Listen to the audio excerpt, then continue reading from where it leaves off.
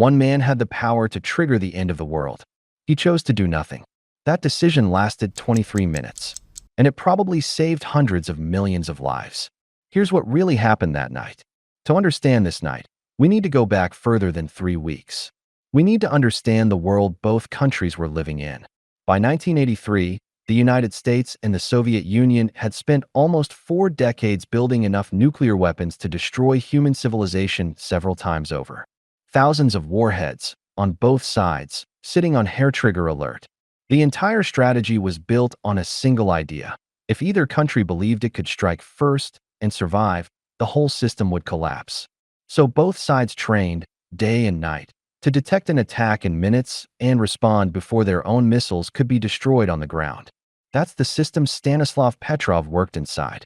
Now, the 3 weeks before that night, September 1st, 1983, the Soviet military shoots down a civilian Korean airliner, Flight Korean Air 007.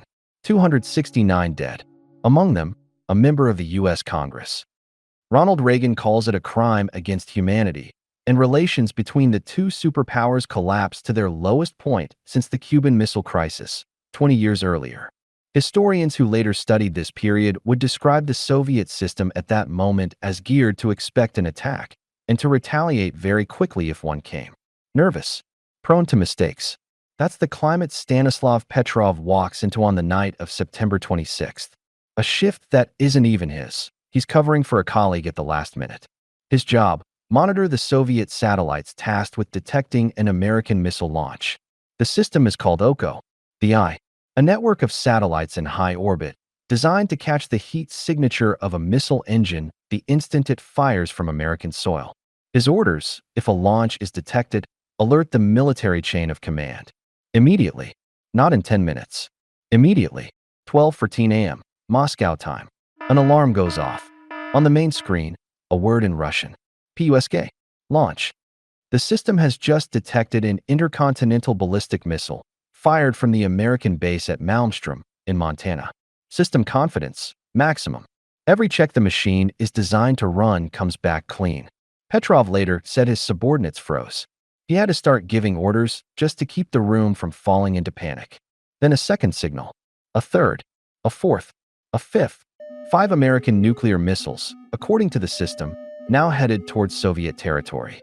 For a moment, nobody in that bunker knows if they are about to become the last people to ever see the world as it was. Officially, Petrov isn't supposed to think it over. His entire training says one thing: relay the alert up the chain immediately and let the generals decide. He's not a decision maker. He's a relay. But something doesn't add up. 3 things, actually. 1.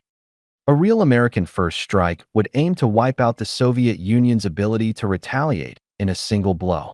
Not with 5 missiles. With hundreds, launched all at once. 5 missiles makes no military sense as an opening move. 2. Petrov knows the OCO system from the inside. He helped design parts of it. He knows it's a young system, one that hasn't yet proven itself under every condition. And he knows that a satellite can, in theory, mistake sunlight reflecting off high-altitude clouds for the heat signature of a missile launch. 3. The ground-based radar stations, which exist specifically to double-check the satellites, are showing nothing. No missile. No confirmation. Nothing. Petrov picks up the phone. He tells the command post that the alert is a system malfunction. A false alarm. He has no hard proof. Not yet. It's a judgment call, based on instinct and a technical understanding of a system he helped build. If he's wrong, the Soviet Union has just absorbed a nuclear first strike and done nothing to retaliate. If the missiles are real, impact comes roughly 28 minutes after the detected launch.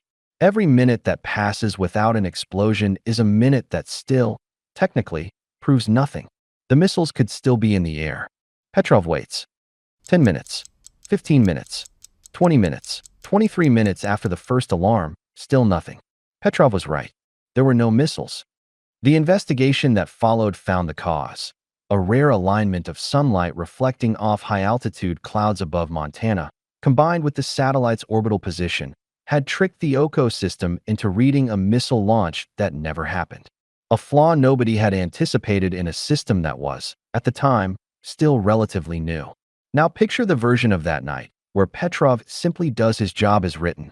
The alert climbs the Soviet chain of command in the middle of the night, 3 weeks after a civilian airliner was shot down, in a climate where every general in that chain already believes the Americans are capable of a surprise attack. Command decides there's no time to wait for further confirmation. An order goes out. Historians who study this period consider it one of the closest the world ever came to an accidental nuclear war, closer, by some accounts, than the Cuban Missile Crisis itself, because this time there was no human negotiation happening at the top. Just a machine, an alarm, and a protocol designed to remove hesitation from the equation. And yet, that night, no bomb went off. No sirens sounded outside that one bunker. The rest of the world kept sleeping, never knowing how close it came. Petrov didn't go home a hero. Admitting publicly that a flaw in the OCO system had nearly triggered a nuclear war meant admitting a serious security failure, one the Soviet military had no interest in acknowledging. Petrov received no medal, no formal recognition. He was quietly reassigned, and within a couple of years, he left the military altogether, in general indifference. For over a decade, almost nobody outside that bunker knew his name. The story only became public in 1998, 15 years later, when a former Soviet general published memoirs describing the incident in detail. From there, recognition came, slowly and mostly from outside Russia. In 2004, an international peace organization gave him an award in Moscow. In 2006, he was invited to the United Nations headquarters in New York and honored there. In 2011, Germany gave him a major media award for his role in preventing a global catastrophe. And in 2013, he received the Dresden Peace Prize, presented to him by a 25-year-old German resident, someone who, as the organizers put it, belonged to a generation that might never have existed without Petrov's decision. He died in 2017 at the age of 77. Even then, in Russia, his story remained something most people had simply never heard. What prevented the catastrophe that night wasn't advanced technology or an extra layer of security procedure. It was one man trusting his own judgment over a machine inside a system that had been specifically designed so that no individual human decision could change its course. That's worth sitting with for a second, especially now. Because the same debate Petrov lived through in that bunker in 1983, how much authority do we hand over to an automated system, and how much do we insist a human keep the final word, is, in many ways, the exact same debate happening today around artificial intelligence and automated decision-making. Every time a system is built to act fast, with no human in the loop, the question Petrov faced in 1983 quietly comes back. On September 26, 1983, one man disobeyed a computer, and the world kept existing. This story isn't an isolated case. There are other nuclear false alarms in history that nearly turned into disaster on both sides of the Iron Curtain, some of them barely known outside a small circle of historians. I'll be telling those stories in upcoming episodes of this series. Subscribe if you want to see them, and let me know in the comments, what other moment in history do you think was narrowly avoided like this one?